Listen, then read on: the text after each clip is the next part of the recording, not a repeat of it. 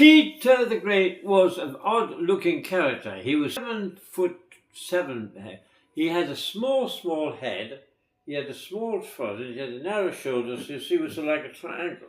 He was a queer-looking guy, and he had a tick, so he used to go like this. He was at the time when he was young. His sister, half-sister Sophia, was the regent. So he didn't have much. He couldn't do much, but he didn't mind because he was having a good time. And when he was a young guy, because at the time, we can remember that Russia in 1688 had nothing. No schools, no industry, no printing. It was just bogland and wooden huts in the forest. And when we think of Russia, Tchaikovsky and all this, that's because of Peter the Great. What happened was that when Peter, he was the young, Tsar to be, near Moscow, there was the kind of German village. The foreigners used to live there. So he used to spend most of the time with the foreigners.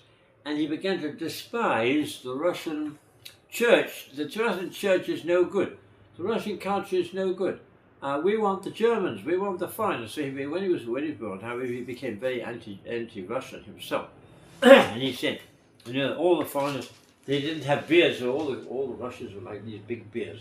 So anyway, to cut a long story short, he began to realize that something had to be done. So after a lot of kicking out his sister and doing all sorts of things, then when he's in charge, so what he does, he has this delegation, and he goes to the west basically, and he doesn't. He's just one of with all the other. They call him apprentice something or other, and they say don't tell anybody I'm the Tsar. So they used to go to Germany, and then they went to Holland. Holland, they brought him down to build ships, and he loved doing things with his hands. So he spent a few months in the shipyards in Holland. He himself was building ships, sawing away, and he didn't tell him. I said, I'm not this. I'm just another workman, So he was full of good new ideas. But of course, when he heard there was a rebellion back home, he forgot them all, rushed back, killed 1,000 people, slaughtered them, tortured them, and then came back again. So he was fairly enlightened, but he wasn't very enlightened as far as killing people. So that's why Putin, you can't blame him. There were people like him. But anyway, it tells us they went to England, and they'd just been the fire of London. And he saw how Christopher Wren, he built new churches. Everything was out, they had the plague, and then they had the fire of London. So from the ashes, there was a new London. He saw this could be possible in front of his eyes. So he said, when I go back to Russia, I'm going to build a new Russia. And that was one of the origins of Petersburg. The story goes, there are different stories, but anyway, the story goes, he's riding along. Russia, at the north, you've got the Baltic, there's no port. South, there's no port. West, there's no port. So Russia's enclosed there. So he goes up there. There's a lot of fighting and also going on. But anyway, right at the north, if you see, right, it's in the Baltic State. He apparently got on his horse, got 2 bits of peat and made across it. We will build a city here. So it was incredible. From nothing, a bog, wind, floods, all work in Russia will stop.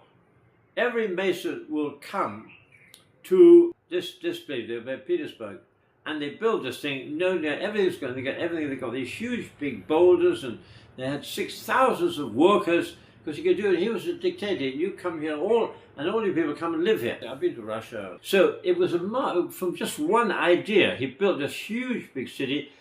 He got Canaletto architects from Venice. Then he got Sforza, the building for. So for every country, he got the best of it. And that's what they say. If you go around to the Petersburg, it's kind of Venice of the north, Italy of the north, and you've got this wonderful place, Petersburg.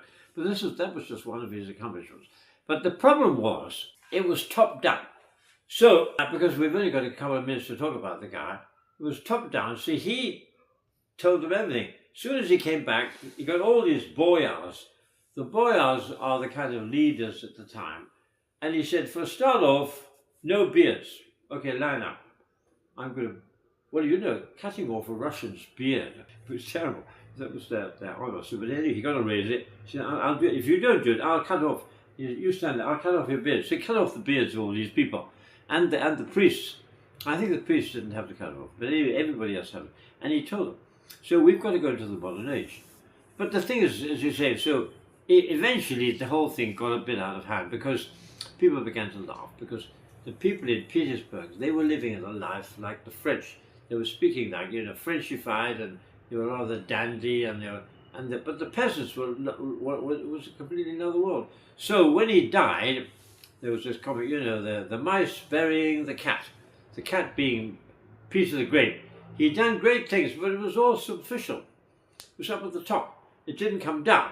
But actually, one of the women who followed up was Catherine the Great. So anyway, we'll talk about Catherine the Great, and her work was much easier because he had broken the ground. But anyway, without Peter the Great, Russia wouldn't have Tchaikovsky, wouldn't have Mozart, wouldn't have a lot of things.